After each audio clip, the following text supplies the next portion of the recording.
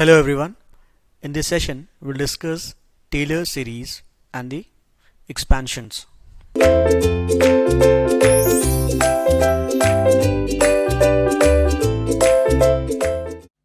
Hello everyone.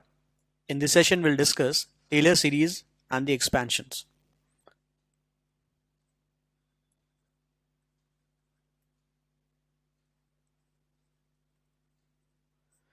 Let's say there is a function f of x and the function itself and its derivative, first derivative, second derivative up to nth derivative are all continuous and differentiable in a certain closed interval.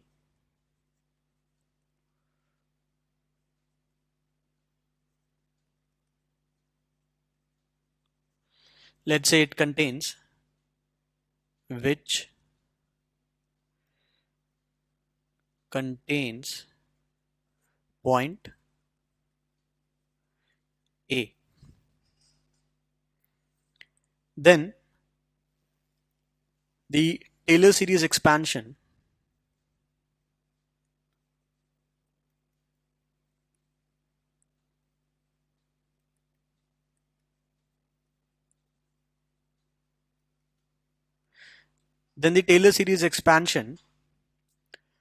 of the function f of x about the point, let's say A, or you can say Taylor series expansion centered at A, will be given by this expression.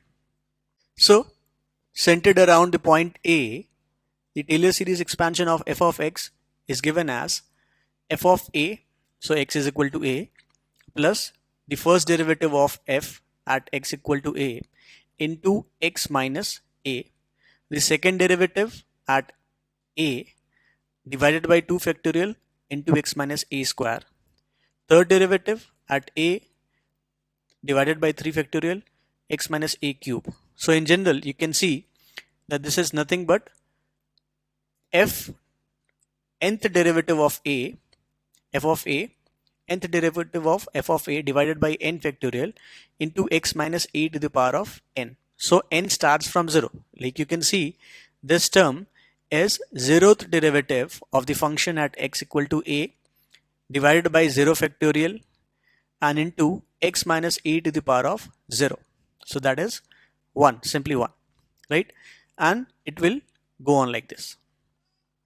Also, so we said that this expansion is about the point centered at A. And what if A becomes 0? So the Maclaurin series is the Taylor series at the point 0. That is A is equal to 0. Or you can say it is centered at 0. And simply you'll have to replace this A by 0. So of course, in this case of x minus A, it will directly become x. X minus A square becomes x square. X minus A cube becomes x cube, and like that. And all the first derivative, second derivative at the points. So the point becomes, we have to find the nth derivatives at the point x is equal to A, and in this case A is equal to 0. So f of 0 plus f dash of 0 into x, f double dash of 0 by 2 factorial into x square, and so on. So this is nothing but again nth derivative of f at x is equal to 0 divided by n factorial into x to the power of n. Instead of x minus a to the power of n, this becomes x to the power of n, because a is equal to 0. And instead of nth derivative of a, it becomes nth derivative of at 0, right? These are the changes. So when it is centered at 0, the Taylor series is known to be Maclaurin series. Other than that, there are some expansions which will be commonly used, and we need to remember instead of doing these operations again and again. So these are like, the first one is 1 by 1 minus x. It is very simple. You have to make sure that the region is region is x mod x or absolute value of x less than 1. So it is very simple. 1 by 1 minus x is 1, x square, x cube, and so on, x to the power 4 and so on, right? So it is x to the power of n and it starts from 0.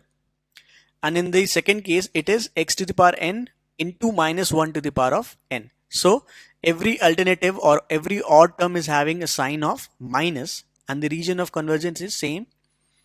E to the power x is very important. 1 by 1 minus x is important. So if you remember 1 by 1 minus x, you'll remember 1 by 1 plus x also.